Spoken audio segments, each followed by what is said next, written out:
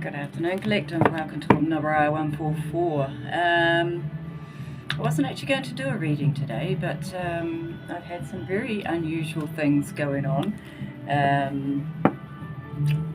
I'm dropping a lot of things today. I can't seem to pick things up, putting things down, losing them. There is interference with my technology, electrical appliances, and I've been hearing little voices around the place. So I'm thinking I've got some little visitors that have come to say hello. Little Irish folk that have popped in and seen what I'm up to. I would like them to leave my stereo alone.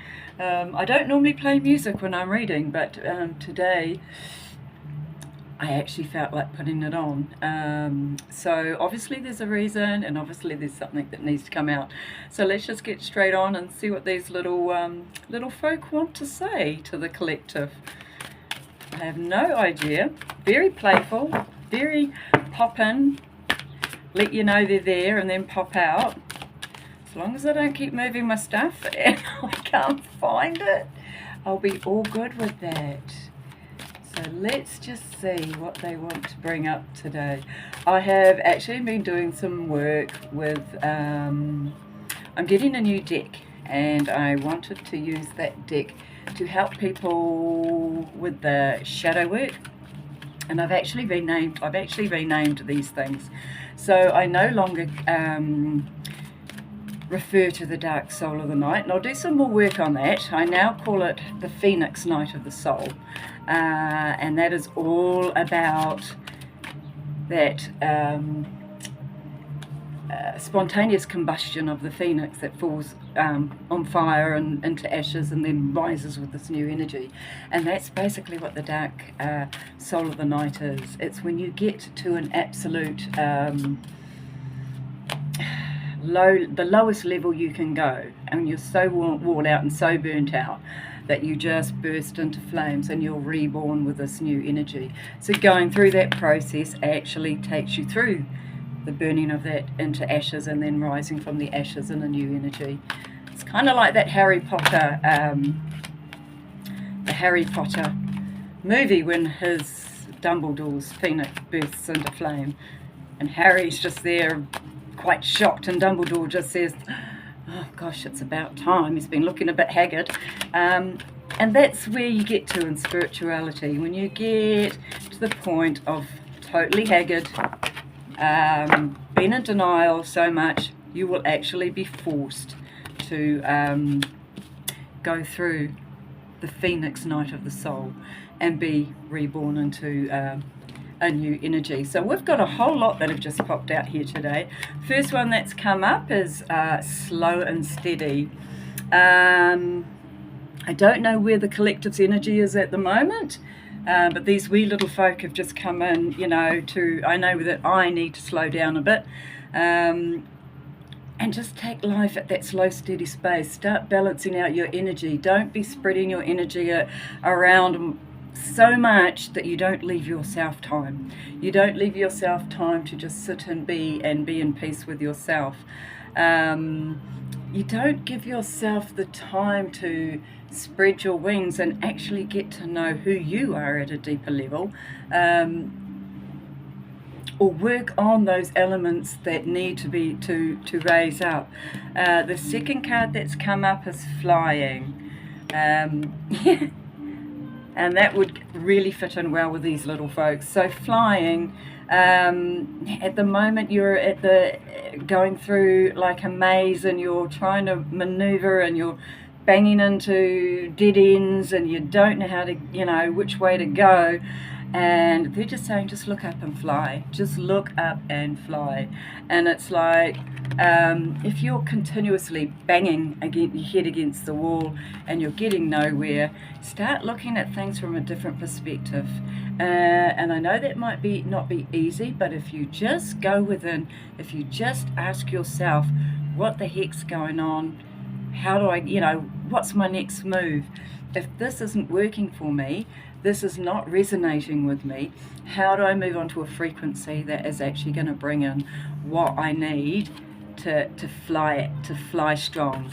The third one that's come in is the wishing well. So the wishing well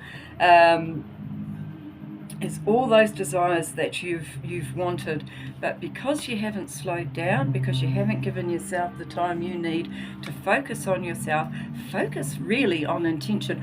What would you rather be doing in life? If you could do anything right now, what would be the most passionate thing that you could do in your life?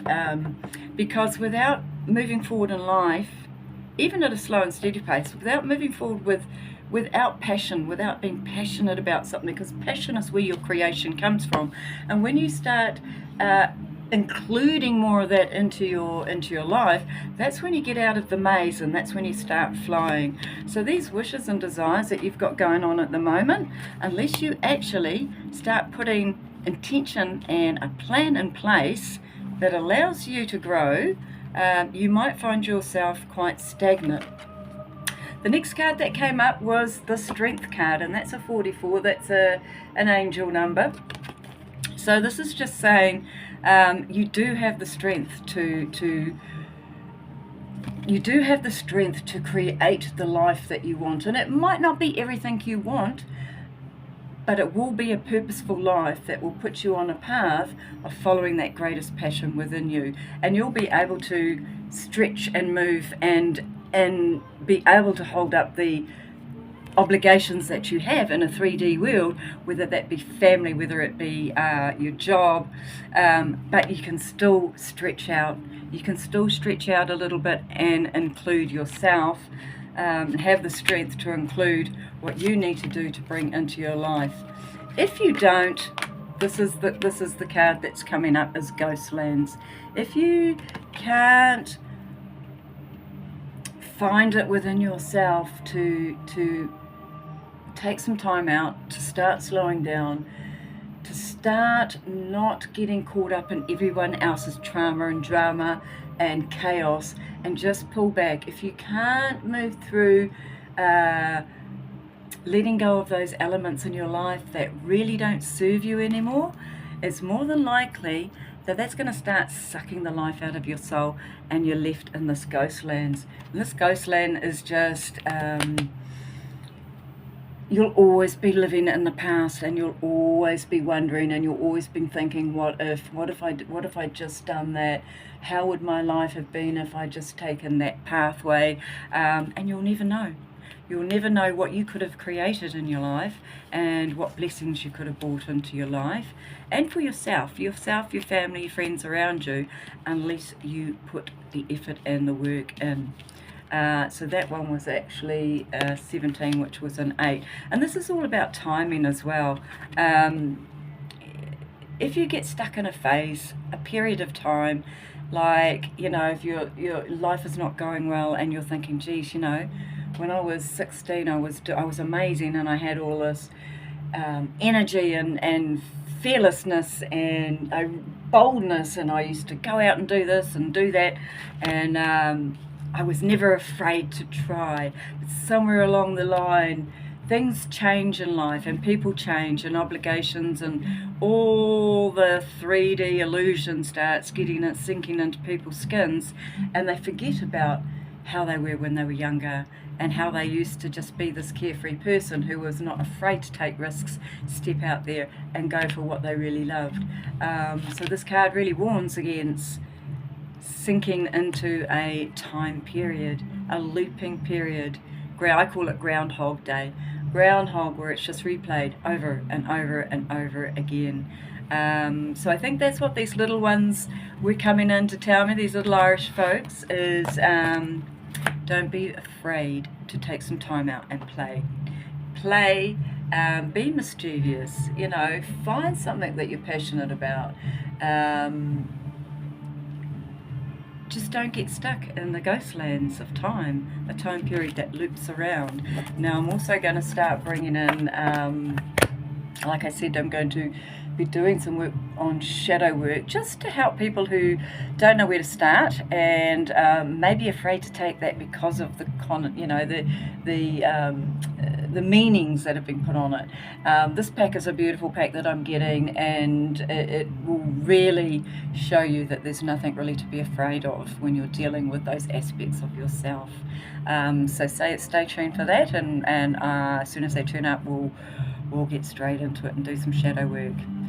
Thanks a lot. See you later.